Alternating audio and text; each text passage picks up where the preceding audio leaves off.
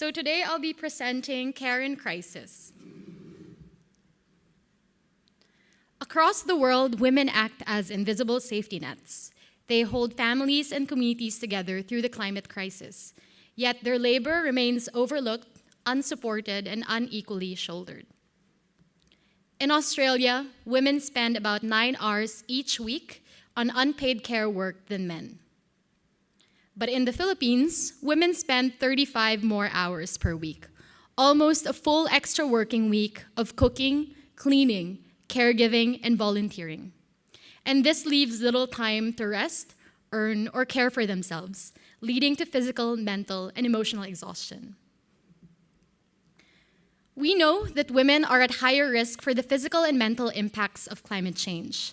They're also at risk for socio-political impacts that affect health and well-being. But aside from general accounts during disaster settings, we don't know how care work interacts with climate change, especially in everyday settings. So for my Wattle project, I went home to the Philippines. I went to this coastal town of Calatagan, and I worked with mothers to reveal how caring for people and places is being reshaped by climate change. Using photovoice, a process that combines photography and writing, they reflected on and discussed their experiences. And over several weeks, they captured everyday moments and stories of resilience, loss, and love. I come to this work as a young Filipina woman without any caregiving responsibilities. I grew up in an urban city, and I don't share the lived experiences of the mothers that I worked with. And with that, I recognize those limits. But this work deeply matters to me. I was raised by women, my mom, my older sisters, my teachers.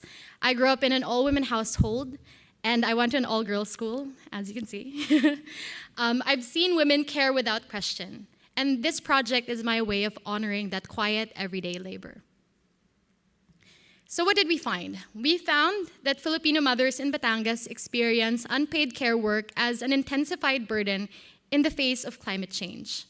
Climate-related disruptions fracture their own sense of wholeness, and this adds layers of grief, uncertainty, and emotional labor to caregiving.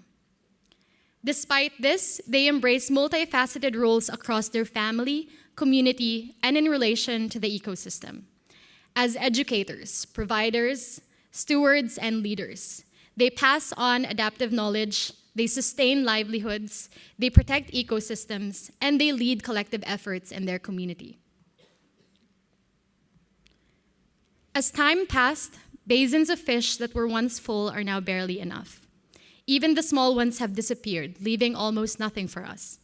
Little by little, our ocean is slowly being swallowed by marks of modern ambition. These once beautiful places, etched in my memory, now serve as reminders of change, said Led, one of the mothers that I spoke to. Our home was destroyed by a typhoon, tearing apart everything we had built together as a family.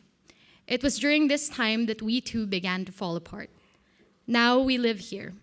Our home may seem small to others, but those who live here have big hearts and deep love for one another. What matters most now is that we can call it our own, says Ada. To navigate these challenges, these mothers rely on community solidarity and spirituality, which serves as vital sources of strength, purpose, and hope in the collective effort to adapt to climate change.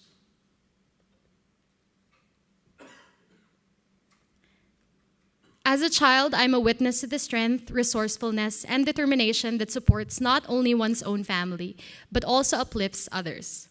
My mother not only provides for us, but also helps other mothers like her earn a living through seashells and dried fish, says Alexa. Care work is not just personal, it's political. These stories call for a broader vision of climate action, one that makes care visible, valued, and fairly shared.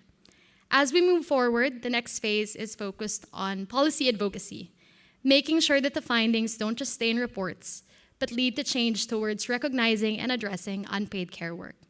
This means presenting the study to relevant stakeholders, including the National Climate Change Commission and the Department of Health.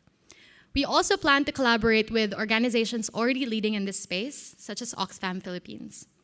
If there's opportunity to, it would be great to deepen the research, exploring the possibility for more intersectional analysis of different groups of women and cross-regional comparisons. Right now, I'm in the process of writing my academic manuscript. Later this year, I'll be presenting the study at Adaptation Futures in New Zealand. I will also be going back to the Philippines to discuss next steps with the mothers that I worked with. We hope that this next phase can bridge research with action, ensuring that the knowledge generated serves the communities it came from. And with that, I'd like to invite you to the exhibit upstairs to read the stories and also to scan this QR code to learn more about the project. Thank you.